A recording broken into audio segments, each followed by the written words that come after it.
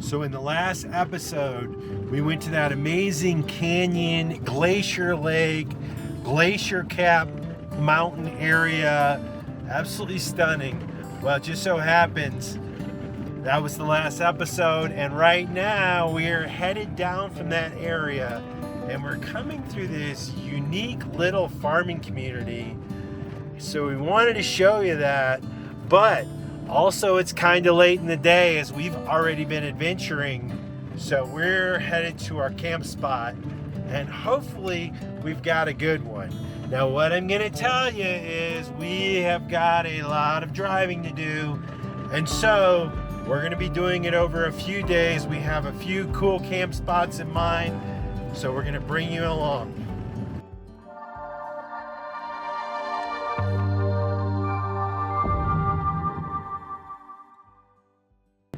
And the cool thing about this ride down is that we have some stunning views of the glacier capped, snow-lined, snow-capped mountains in the back as we come through these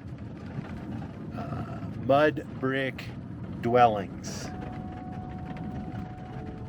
That's wheat. After leaving this area of Peru, we learned that we had driven right through the middle of one of the most catastrophic natural disasters in the world. In 1970, a large earthquake just off the coast of Peru triggered an avalanche on top of Mount Huascarán, one of the tallest peaks in Peru, and one of the beautiful snow-capped mountains we were looking at in our last video. The avalanche started as a rockfall, but when it encountered a glacier at a lower elevation on the mountain, it quickly absorbed the snow and ice and began to liquefy into a mudslide. The mudslide quickly grew to over 130 million cubic yards of ice, mud, rocks, water, trees, and anything else in its path. For you to understand just how big that is, 130 million cubic yards is roughly 6.5 million dump trucks of material crashing down the mountain at speeds of up to 270 miles per hour. It only took 1 minute and 42 seconds for the slide to reach the town of Yungay, where over 30,000 people died almost instantly. In the aftermath, the government forbid the excavation of the area, and all that remains is a statue of Christ and a portion of a cathedral that survived. Those things are now considered a mass cemetery and a memorial to all who lost their lives that day. The town was rebuilt north of the original town and is thriving again. If we had known of all of this beforehand, we would have been more respectful to the memory by filming the memorial and telling you the story in real time. But we could not leave this story untold, and now we have a more emotional attachment to the roads we were driving as we left this area. We were literally driving over the original town of Yungay and the 30,000 souls that lost their life in an instant. For the record, we have made it on the paved road. Back on the main road, woo! We only have about 45 minutes to our first stop of many on our way to Lima. We are 15 minutes from our camp spot number 1. We're coming through this last little town right here. All we see on the horizon is snow-capped mountains. And it's really cool. All right, so down there in that field, that guy is farming. He's plowing with a team of oxen. And he's walking behind the plow. Wow. Keeping it real old school. We got the hat trick. We got the tall hat. We got him carrying something there, pushing cows, sheep, little kid, people working in the fields. What a fun little feat. I love these little indigenous communities. They're so rich with culture and flavor and color. Yeah. And I love those big tall hats too. I need to get me one of those things. We have made it to our spot for the night, and it just happens to be the parking lot of Baños Termales de Chancos. Hot springs. Aguas Caliente, or also known as public baths. No, but it's gonna cost 10 soles a piece to get in here, so that's about $3. And see what it looks like, right? Yeah, I know from walking up here earlier, they have a bunch of restaurants up here and whatnot, and other little tiendas. But we're headed straight to the termales because we want to get some relaxation on. You ready to get your relaxation on? I think so. Let's go see what it looks like. All right, people have been asking if I tried the cuy in Ecuador. If you missed it, the answer is no. But it looks like here they have caldo de cuy, which I believe is soup. And it looks like also here is trucha, which is trout, chicharrone, camote, which is typically bits of pork fried, lomo saltada, which is beef with peppers and onions. So it looks like they have some pretty decent listings on the menu. Here is the entrance. First little bit is the cueva, which actually is the sauna. So over here, they have a cold shower, and in here is the cueva. Now, it's gonna fog up. That's it. We're going in the cueva. That's your look. We're going in. We'll be out in a few minutes because it's hot. And then we go to a pool, we think. That was a sauna. Literally in a cave. And steamy hot. Whew. Now, we think we head to some sort of a hot pool. We'll find out. So the caves are literally built into the side of this mountain. They are actually caves that they've built a front wall on and doors on. But that hot steam is coming from within the mountain. And it is steamy.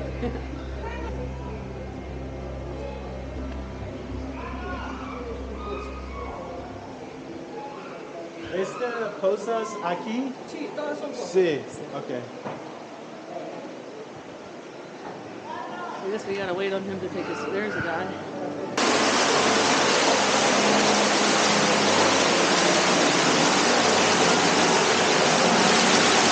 Yeah, don't turn it off. Don't turn it off? We'll turn it off. Yeah. That was amazing. Wow. Yeah. That's the stress reliever right there. Yeah. Hot water, nice soak, steam. Yeah. Now, back to the van, which is conveniently only like 200 feet away. Eat dinner, and probably go to bed. We got an early start this morning. This is day 2 of a very long drive across Peru, headed towards the area south of Lima where there's some amazing stuff. But we've got a lot of driving, don't we, Curt? 13 plus hours. That doesn't include stops. We're gonna try to break it up into 2, possibly 3 overnight stays. We got a couple overlander spots we're eyeballing. Hopefully we can push it. It also includes a big drive through Lima and or a stop in Lima. Yeah. We need some supplies. Snow, what do we need? The main thing we need is kitty litter. Now, you can find kitty litter down here, but we need a quality kitty litter that clumps. 1, it's hard to find clumping litter down here, and 2, when you do, it's either scented, which I'll tell you why that's bad in a minute, or it's just not a super good quality. Scented litter in our van is too small of a space. It just completely takes over and it smells like you're in the middle of a lavender field, and it's just too much. So we can't do scented litter in our tiny little van. And then the poor quality litter, we got 2 cats using that litter box, and it just gets the ammonia smell really, really fast. So when you see us headed to a big city looking for the fancier grocery stores, the main thing we need is good kitty litter. We're down to 1 bag, which won't even do a whole cycle. So we've got about 4 or 5 days before we either find good kitty litter or the van's gonna stink. Whew. So you'll cross your fingers we can find something around Lima, and we'll stock up with just as much as we can carry. But we gotta drive through these cool mountains, and I have a feeling we may see some more indigenous stuff. All right, our first errand of the day. Gas diesel is $16.99, so less than 17 soles. I think this is the cheapest we've paid. We'll do the math here and pop it on the screen for you. Every country has a different mentality when it comes to driving. Now, when we were in Medellin back in Colombia, the moto drivers were crazy. Cray. What we're learning here in Peru, and it's just a culture thing, we're not beating up Peru, we are loving this country, but the drivers are really rude. There is no getting in. They will cut you off in a heartbeat. I mean, even if there's people have to run across the road because they won't even yield for them, and it's just the driving culture. We're cruising along the high plains. To the left or to the east of us as we head south is the white-capped Andes Mountains. The peaks run all along here. It makes for a beautiful drive. We're kind of on a high plain area, about 13,000 feet-ish. And it seems like every road in Peru has one hazard or another, and this one is potholes. So on a road where you can easily do 55 to 65 miles an hour, you just have these huge potholes everywhere. So again, there's no such thing as a relaxing drive in Peru. You're always dodging something.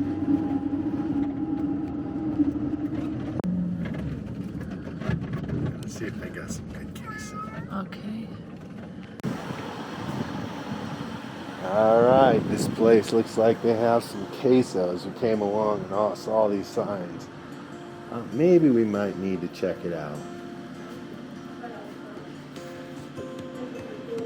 So they have mantequilla. It looks like they have lots of different kinds of honey. There's little sesame seed balls. We got some queso. Y aquí. ¿Qué es? All right, now you just brought some surprises. What's it look like I got, Snow? Look like some sort of little caramel cinnamon roll cookie cake things. These look like cookies. Galletas. And this is a big old hunk of cheese. I got a small hunk as she would sell me. So anyway, Did you get to taste it? I did, and it's good. Yeah. So we'll have some macaroni and cheese and cheese toast. Yeah. This little town, we don't know the name of it, I'm sorry, but it is at 13,500 feet in the middle of these high plains, and it's clearly a cheese town. And these little biscuits with caramel are so good. They're really good.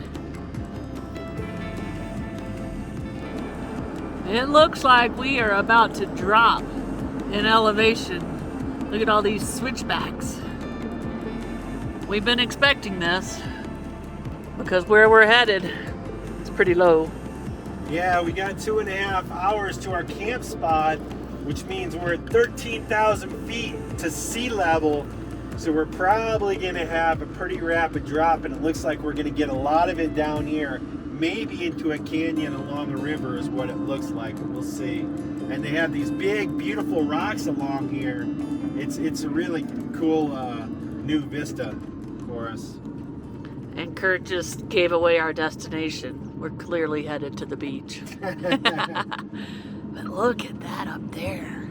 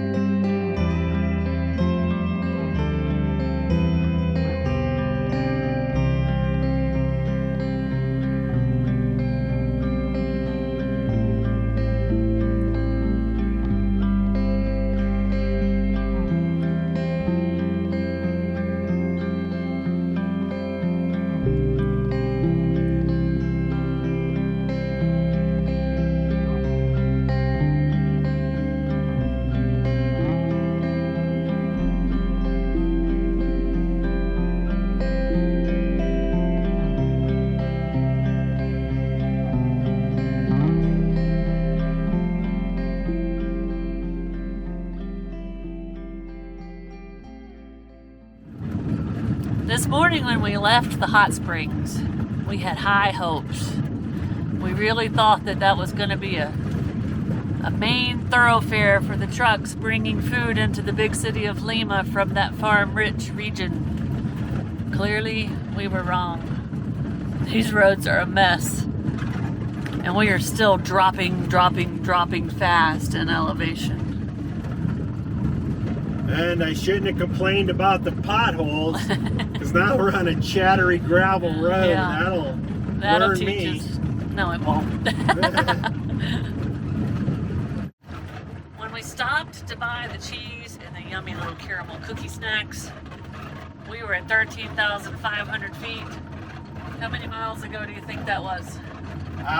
Probably 15 miles to go 15 in miles. 30 minutes or 45 minutes. We are now at 8,500 feet. We have dropped 5,000 feet. We've dropped a mile. That was some pretty straight down driving on those switchbacks. We still have a ways to go, but it seems like it's leveled out. It might happen a little slower. We got to get down pretty close to zero. We have finally made it down to the riverbed. We're at about 4,000 feet elevation, so we still got a ways to go. But I think we're just going to follow this river to the coast. Yeah, you can see these Andes mountains just start to wither away. They're getting all dry, like we're getting close to the desert. And you look up on the mountains and there's zero trees and it's just rocky and dry. Not really much life except right along this river.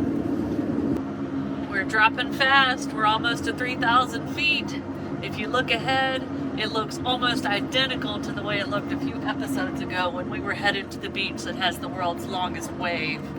But this river valley is spreading out and getting a little wider, and it is green as can be, but as soon as you get to the mountains, if there's anything, it's a few cacti.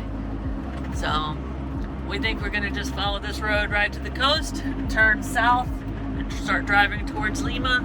How long till we get to our camp, Curdy? 1 hour and 15 minutes. About an hour and a half, because we never make it when the Google says. So, see you in a little bit with an update.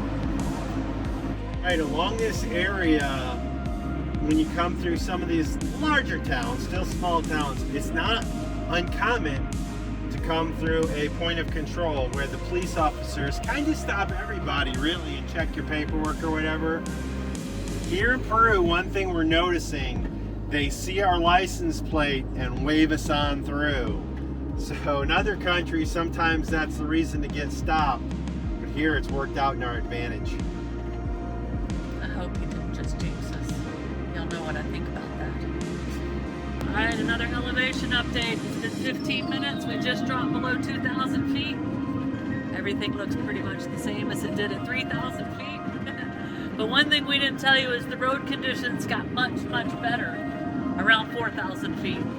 So soon we expect to start seeing some beach looking stuff. So we'll see y'all at 1,000 feet. We're dropping in with a 800 feet above sea level update because we have stumbled up on something we've never seen. I think they're peppers. We think they're drying peppers on the side of the road. Not a few peppers. Millions of peppers. Yeah. I think we're in Pepperland. I think we find our chili pepper. Alright, the name of this town is Shara. S-H-A-U-R-A. And I am declaring it the pepper capital of the world. Because there are millions of peppers being dried all along here. But we have yet to see where they're growing them. They must be kind of down in the valley where we can't see, but there are peppers everywhere. More! I'm not exaggerating when I say millions of peppers. So Shara, also known as pepper capital of the world. That's not true, I made that up, but it sounds good. Oh, there's yellow peppers over here. That's corn. Oh, that's corn, never mind. So bananas, papayas, sugarcane, no pepper plants. Mangoes. Maybe they grow them under the mango trees. I don't know. One thing we've been noticing on this journey is they grow this stuff along the side of the road in some areas of Peru. Looks like sugarcane. I don't think it is. I think they use it and they dry it out and turn it into kind of like a bamboo type reed type thing that back in the States you might would use maybe for a fence panel or something like that. Here, people actually build their houses with it. So imagine a little bamboo thin mat as your walls and or your ceilings. We see quite a bit of that, especially in the farming, economically distressed areas. Before we get into our camp spot, we're coming through vast area of sugarcane fields, both sides of the road as far as the eye can see.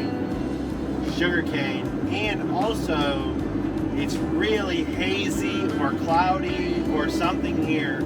And I know in a lot of areas they burn sugarcane fields after they harvest. Not sure, but it's hazy. On a personal note, last week my little niece Harley had her first little baby, and his name is Hayes. So Curt said hazy, and it made me think about it. I have not told y'all about it. I will be going home for a visit in a few months. I'll wait till he gets a little older and the excitement wears down. But there's a little personal tidbit from Snow. I have a brand new great nephew named Hayes. On long driving days, we do our best to make our kitties as comfortable as possible. This morning, Curt built Vanna this cute little cubby. She likes to be all snuggled up in her pillows. And G loves forts.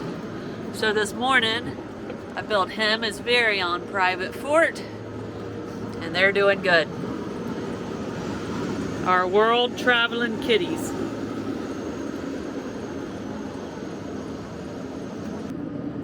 We are around 200 feet above sea level, but it is time to turn south. We don't quite make it to the coast until we get to our camp. So we are headed south towards Lima. How many people did you say live in Lima? I think over 7 million. It's a huge, huge, huge city, and by far the most massive city in Peru. Yeah. Southbound on the Pan America Highway, and it's 4 lanes. It's so smooth. So smooth. Woo!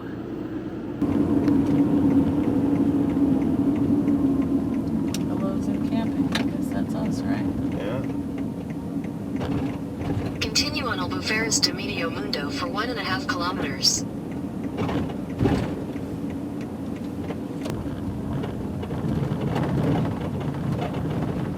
It's just a flashing light.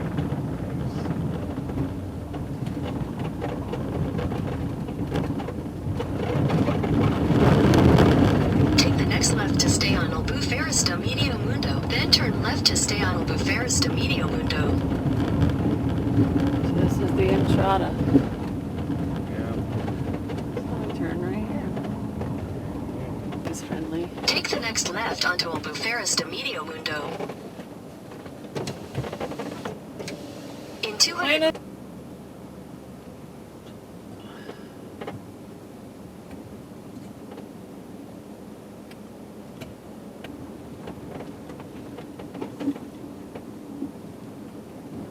I feel like he's coming to show us where to go.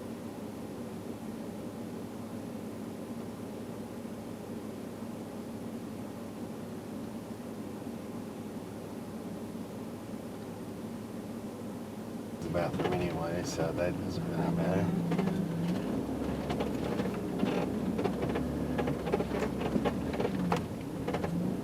Park here? Yeah, we'll park here and then we'll maybe see some birds, right? Nice, yeah.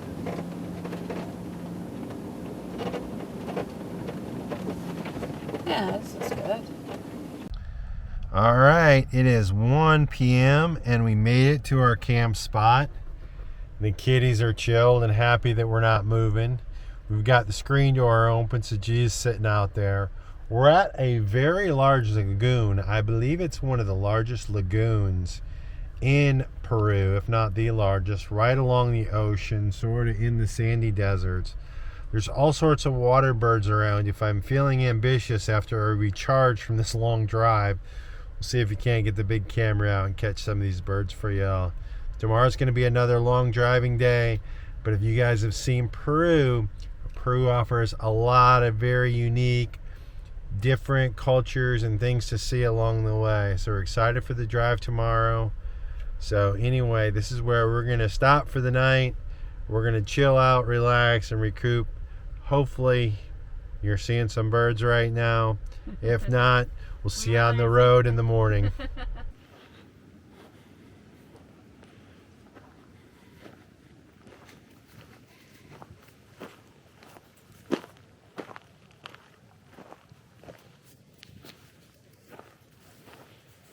What you doing here? Good girl. Good girl.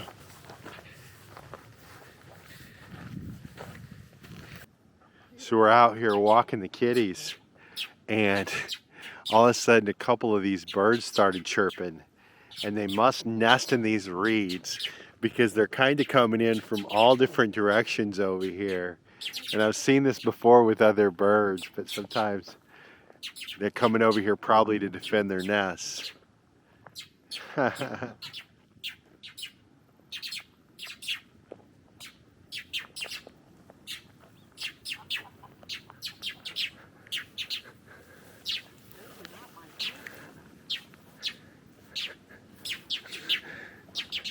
So we walked down past where the birds were about to start dive bombing G, and we started walking back, and there's a whole crew here just waiting for him.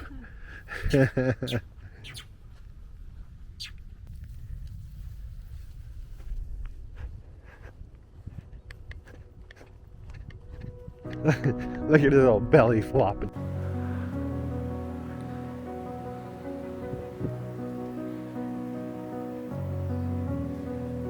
The beauty and the grace, nothing we would change at all.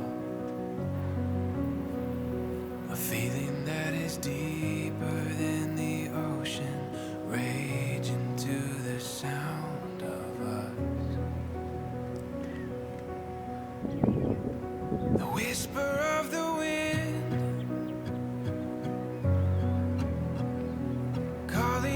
to something more. What if we set out upon the waters, sail till we lose sight of shore? The light and the wilderness, we were made for all of this.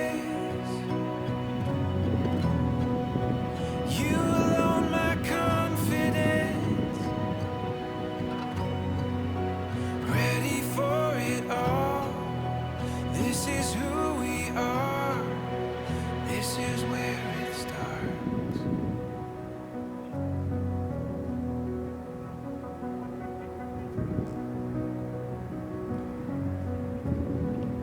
The rush of the unknown, awakening these untamed hearts, reaching out beyond our hesitations, knowing how we've come so far. The veil is getting thin, more than just a glimpse in time. Speaking to the soul of every longing, calling it to deeper light.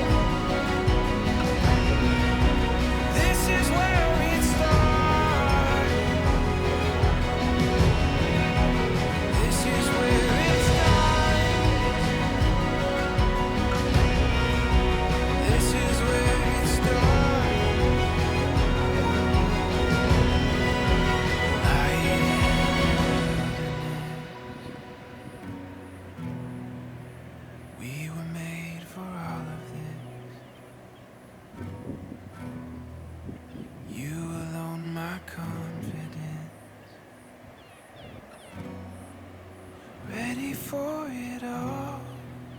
This is who That's an we owl. are. That's an This owl is flying where right we there. start. Look at its big head.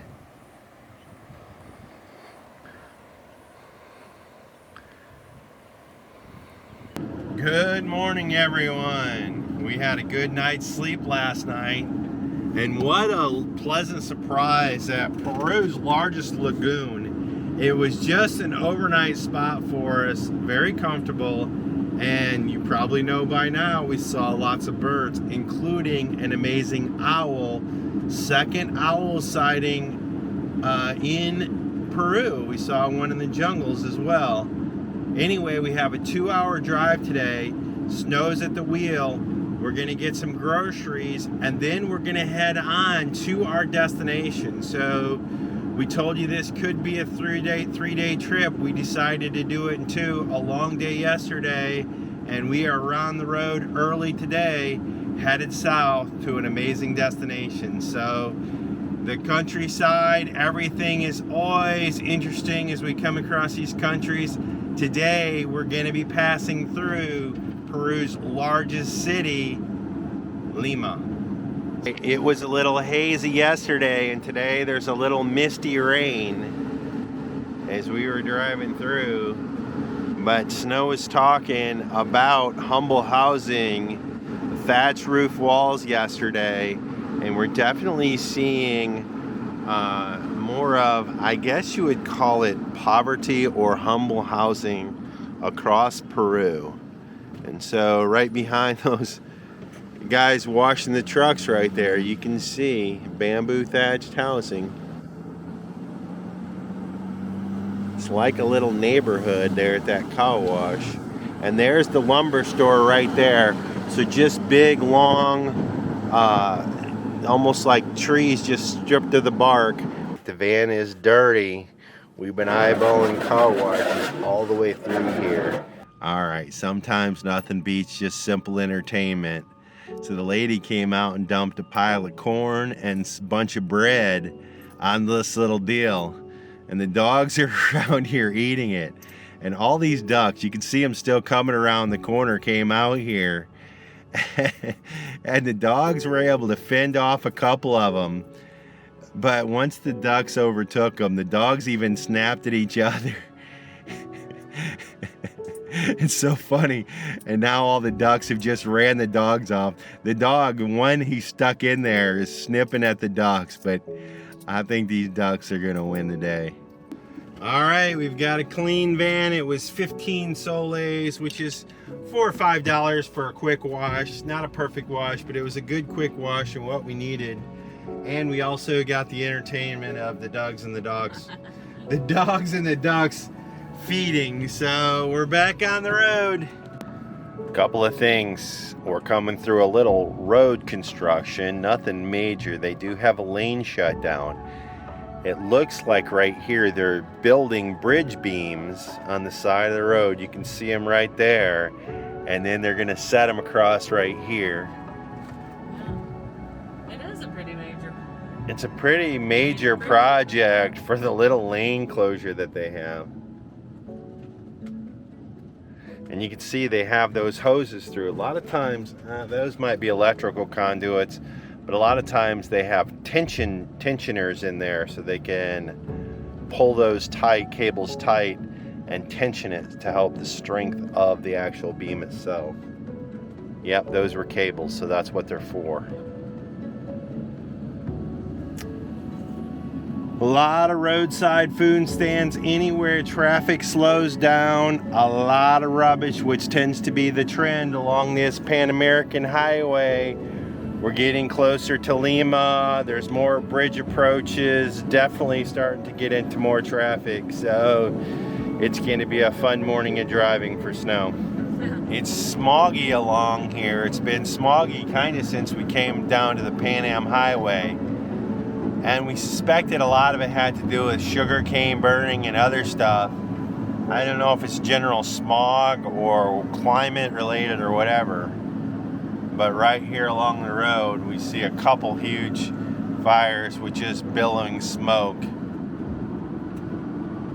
Let's see what this is. And just burning yard rubbish. I think we've made several comments about the clouds and the fog and the haze and the smog. Well, We're in it. we're in the clouds. Zona de Neblina. We're kind of on the outer limits of Lima. We're definitely not in the city. There's still some desert between here and there. But this is kind of a big suburb community, if you will. And you can see the type of housing and the dirt roads and the sandy desert conditions continues right up through the suburbs. Wow, look at the houses on top of the side of the hill. I can honestly tell you that I have never been so surprised to pull in such a big and major city. Really something totally different than we expected. You know, we see stuff that we don't expect all the time, but I'm sure from the video you guys can plainly tell what I'm talking about, but just nothing at all like we expected.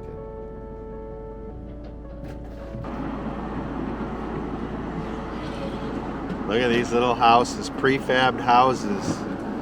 Definitely a lot of lumber. I don't see any. Yeah, maybe.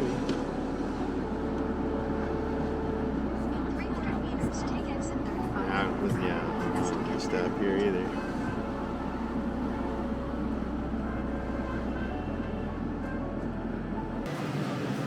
Alright, if you guys are wondering, we made it to the grocery store. We definitely stocked up on kitty litter, on Felix kitty food, vinegar, and then we did get a couple other items, but not much. These are the staples that we need and have a hard time finding. So, but we're in a Plaza Ve, and it's kind of like if you're back in the US, like a super Target or a super Walmart. We are pulling out of the Plaza Ve, and I can tell you, it was a stressful endeavor getting everything put away. For some reason our fresh water sink is not working. I don't know if we got a wire wiggle loose or what. It's possible with all our bumpy roads. But anyway, we're moving on. We're going headed southbound and down. You can notice here they're a little kind of different kind of tuk-tuks here. They're enclosed and they're 4-door tuk-tuks. And they're all around, and they drive every bit as crazy as the ones all over Peru. Coming into Lima, here's a giant refinery. Repsol. Keep right to continue on Carretera Vitoria.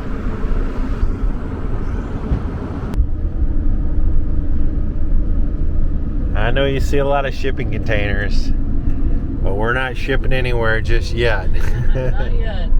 But it's clear that we're coming through a huge port area, and we just came through the refineries, and we still have yet to make it into Lima proper, but we're getting close. To the left is Lima Airport. We're now coming under a big tunnel, which I'm guessing is where the airplanes taxi across. But I will tell you this, and we've said this before, in Peru we've experienced some of the most aggressive, crazy driving that we've experienced along our whole journey, and it seems to be consistent. The truck drivers almost run you off the road. If you're trying to change lanes to work into traffic, cars will speed up to cut you off. I hate to sound like I'm complaining, but if anybody's traveling for Peru, I want you guys to know that this is not for the faint of heart, especially here in and around Lima. It's aggressive driving, so you really need to be prepared. So there's three people dressed like Spider-Man, street entertainers, working at this intersection. They literally scaled up on the side of the bus. They're up on top of the bus, dancing around and doing acrobatics. Honestly, we needed a little tension breaker. Said it before, but Peru drivers are actually the most aggressive by far drivers. We've had several near incidents where they're trying to run us off the road, cut us off, and we just can't wait to get out of this city. All right, I can honestly tell you the best part of Lima is in the rear view mirror. And the reason why it's in the rear view mirror is because our rear view mirror is a dash cam looking forward. Woo! I'm not going to belabor the point because my mama always said if you don't have anything nice to say, don't say anything at all. But I am excited to get to our next destination. Away from Lima. Away from Lima. Alright, we came up on some traffic. And looks like a semi. I don't know what he did. He jackknifed, turned over. He made a mess. The good news is the ambulance is still here, so hopefully he's okay.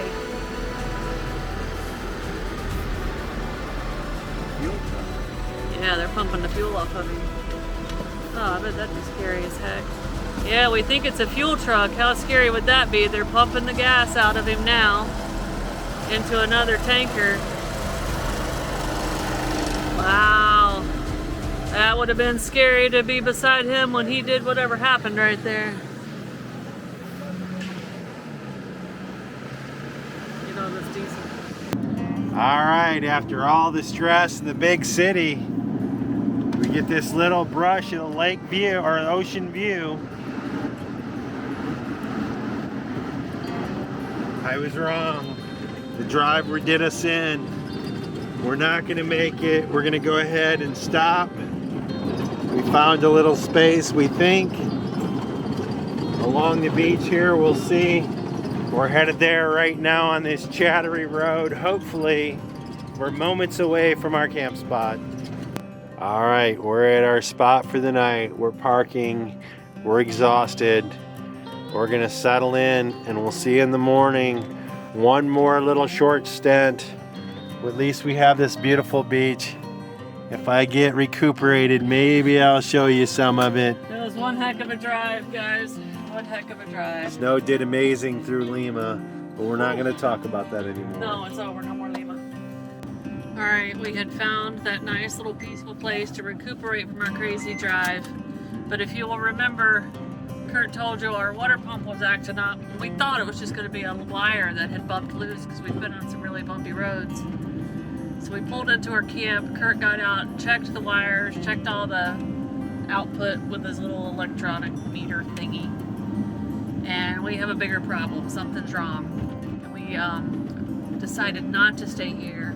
We're heading on to the original destination, which is more of a camp where we'll be secure and we'll be able to pull the stuff out of the back of the van that we need to get under there and see what's wrong. So it is 4:15. We should arrive at our camp at around 5:35 or 5:40.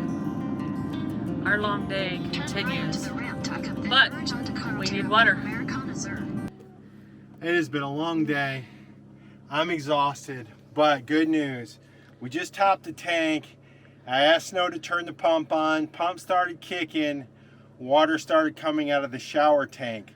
I have a valve that goes from our freshwater tank to feed the shower tank. When they washed the van today, the pressure washer must open that valve. So basically our tank pumped and overflowed into our shower, out under the ground. Our tank was empty. We're full now. The valve is closed. We're good to go. We're going to get some sleep. I'm tired. Yeah, and water came out of the sink. Everything is good. Let's go sleep. I think we're only like 500 feet from our camp. Let's go get settled in. What good news. And what a freaking day. What a day. We needed good news. If you like this video, be sure to subscribe to our channel and hit that notification bell so you guys know when we put out new videos. And don't forget, you can always follow us over on Instagram to see what's going on in between videos. Cheers, guys.